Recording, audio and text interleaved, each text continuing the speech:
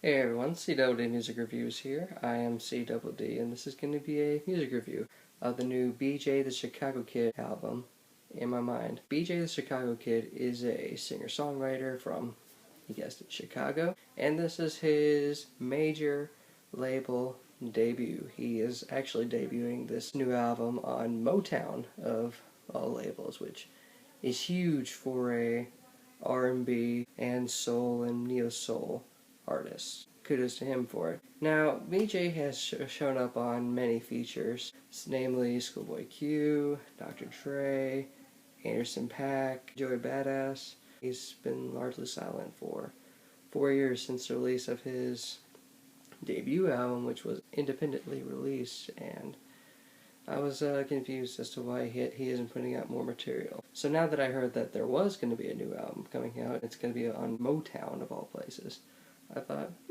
okay, this should be interesting.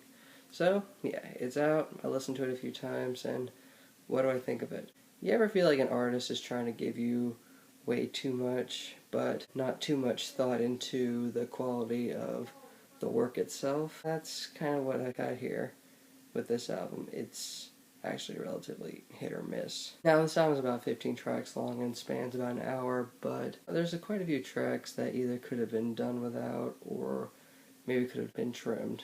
We get the first track, which is just 48-second intro. It doesn't really add much to the album, and that's saying a lot since it's just starting the album. It's like this spoken word piece about what BJ fears and what he loves. Like, he loves God, he fears angering God, and fears the wrath of a woman. He fears spiderwebs. Track Man Down, which is like this really cacophonous and sinister soul instrumental that serves as another intro track. I just don't feel impacted by this track. The lyrics aren't doing anything for me.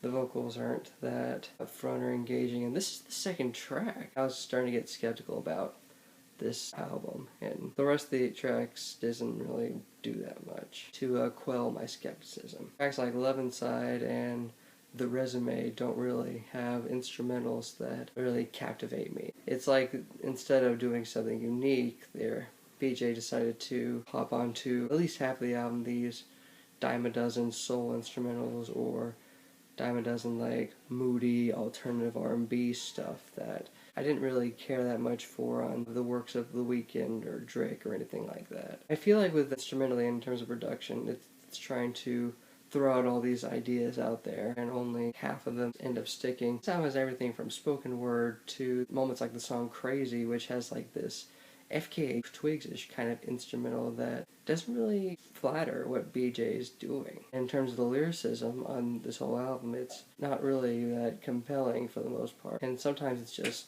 kind of asinine. Like the song The Resume, which it actually has this really cool spoken word opening from Big Crit of Atlanta fame. Yes! But when BJ's part comes in, he's singing so smoothly and so sleekly about trying to apply to be this woman's lover, and I think the metaphor just goes into a horribly wrong direction, where he has this refrain where he says, I need a job, can you help me, and I want to work that body like it's a 9 to 5.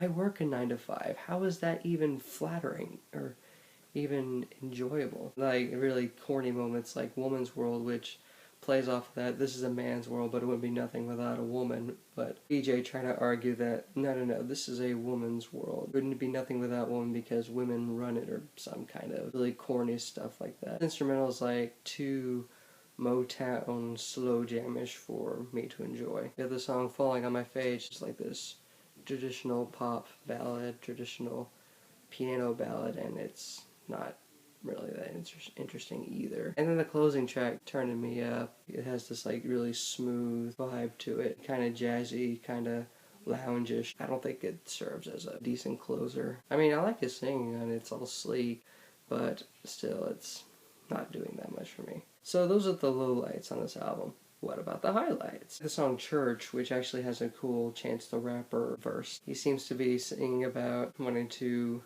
abstain from sin, but still remain a religious individual and try to find that balance. He seems to indulge in both and hoping that he ends up in heaven anyway. This instrumental is pretty cool. It's got kind of a live instrumentation thing as well as other tracks in this album, such as Shine, which is a piano ballad, and Heart Crush, which actually has my favorite vocal melodies as the chorus is building up in terms of vocals, and I really enjoy it a lot. This kind of breakup vibe this song goes for kind of reminds me of Usher's Burn, but maybe a little better. Then we get the song Jeremiah, which has like this really simple and playful piano chord that is syncopated with some guitars, and it goes in for this explosive gospel-tinged chorus, and I enjoy it. My only complaint about that is like the second half of Jeremiah, World Needs More Love. It's really fillerish. I like the sentiment, it's just really filler-esque. There's no reason that this second half could have been needed. But then we get to my favorite track on the album, the new Cupid, which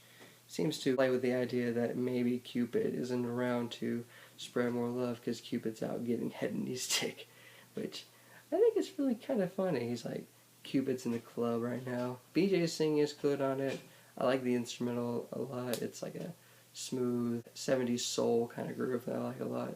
Kendrick Lamar actually pops up to deliver my favorite verse on the whole album. How he's playing the Commodores, going after some women. This is really funny, his wordplay that he delivers. It's very rare you'll catch me or anyone saying that Kendrick Lamar has a weak guest verse. That's pretty much it in terms of highlights. There's not really a whole lot to say about this album. BJ and his producers and his writers decided to try to do something different whilst trying to incorporate the old world of soul, trying to like make a different turn on it. But for the most part, it's not really that compelling what it is they're doing. Like, only half of the tracks on the album here are worth returning to. The other half, it's either boring or just not creative or too long for its own good. This album's pretty much okay. It's decent. I think it's a good start for BJ the Chicago Kid to eventually keep going in this momentum. Now that he's signed to Motown of all places, he can't really go wrong up from this point, but it doesn't stop this album from feeling really incohesive and really just not that great. So yeah, that's my thoughts on it. I liked it enough, but it's not really something I really liked a lot or feel like coming back too often. I just think that BJ needs to take some more time to evaluate his lyricism and work with his producers and his